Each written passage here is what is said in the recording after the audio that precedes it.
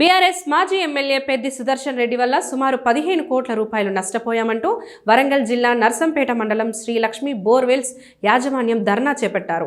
గత బీఆర్ఎస్ ప్రభుత్వ హయాంలో పల్లె నిద్రం ప్రోగ్రాంలో భాగంగా నర్సంపేట డివిజన్లోని అన్ని గ్రామాల్లో 15 కోట్ల రూపాయల విలువైన బోర్లు వేశామని బాధితులు ఆవేదన వ్యక్తం చేశారు. అయితే వాటికి సంబంధించిన బిల్లులు ఇంకా చెల్లించలేదని పేర్కొన్నారు. కాగా ఇదే విషయంపై గతంలో మాజీ సీఎం కేసీఆర్, మాజీ మంత్రులు హరీష్ రావు, కేటీఆర్లకు ఫిర్యాదు చేసినా ఫలితం లేకుండా పోయిందని వాపోయారు.